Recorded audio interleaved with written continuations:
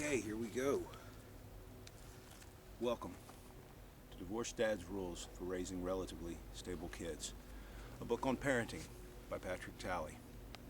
Now, I've chosen to take some time to sit out and tape a few of these readings from the various chapters of the book in hopes that people will hear enough of it that they want to go out and buy the book.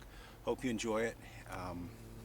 It's just me reading, but the book has had a pretty good response from parents, divorced and married alike. So here we go. Divorced Dad's Rules for Raising Relatively Stable Kids, available on Amazon. Rule number 10, give the gifts to your kids. Now, this chapter really does pertain more to kids of divorce, while the vast majority of the book is just general parenting guidelines and stories.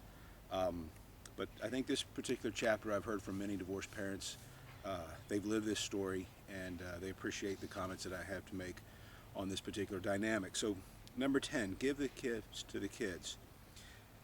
It says, so now I've heard this story told and retold by divorced parents time and again. Early on in our divorce days, my kids and I were getting ragged on by their mom over the toys and clothes being left at my house.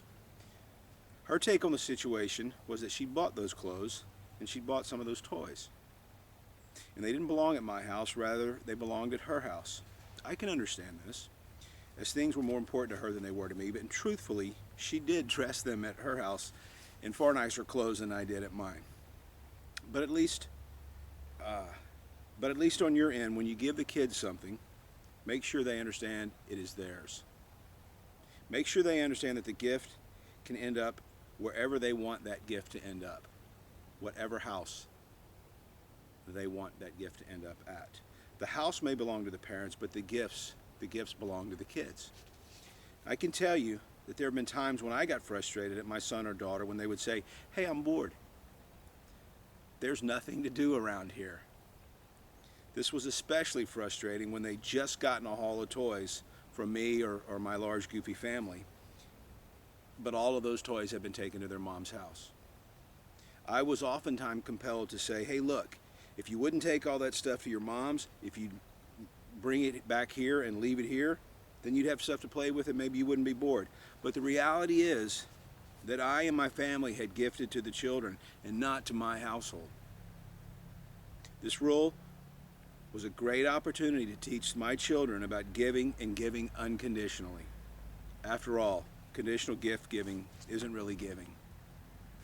In reality, if the kids are bored, they'll pretty well be bored wherever they are and with whatever entertainment is at their disposal. Frankly, it's my experience that they're probably just bored and they could use a good nap. But they don't yet understand that feeling of being tired enough to recognize those symptoms. Let the attachment or strings associated with the gifts go. It will teach your kids more about giving, which is a far greater gift than any doll or plastic race car. Now, perhaps on occasion in exchange with the ex-wife or the ex-husband of your house stuff and my house stuff, and it may be an elegant manner to deal with the issue, but not in front of the kids. Leave the kids out of it. Again, the kids are the innocents in this dynamic, so leave them out of it. Give the gifts to the kids. Thanks a lot for listening. And hey, while I've got your attention, and while you're on Amazon.com, make sure and look for my other books.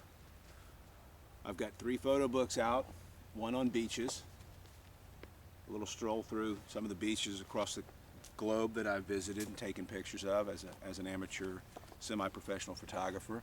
All these books have quotes from some of the greats over time, and I guess they'd be inspirational. Hopefully the pictures are either entertaining or inspirational. There's also a book called Mountains, photo book on Amazon.com as well. And finally, the latest release is on flowers, again on Amazon.com, and thanks for stopping by.